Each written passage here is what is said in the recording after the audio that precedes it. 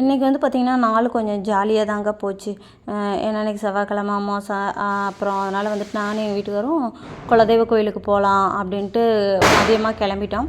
குலதெய்வ கோயிலுக்கு போயிட்டு வந்துட்டு குலதெய்வ கோயிலுக்கு போகலையே ரச்சு கோவிலை கூட்டிகிட்டு போகலான்னு பார்த்தா நேற்றெல்லாம் பட்டாசு வச்சுட்டு கோவிலுக்கு உடம்பு சரியில்லைங்க. அதனால் நானும் அவரும் மட்டும் போயிட்டு வந்தோம். கொஞ்சம் மழை வேற பொச பொசன்னு தூறிக்கிட்டே இருந்தது.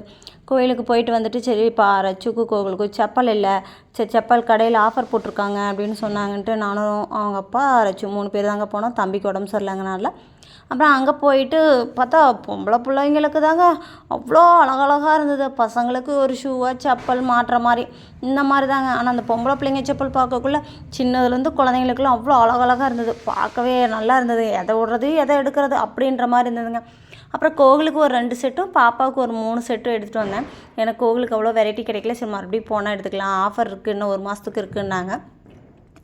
கோவிலுக்கு வந்து ஒரு செப்பல் போட்டுட்டு போயிட்டான் டியூஷனுக்கு. ஒன்று மட்டும் தான் இப்போ நான் வீடியோவில் காமிக்க முடியுது.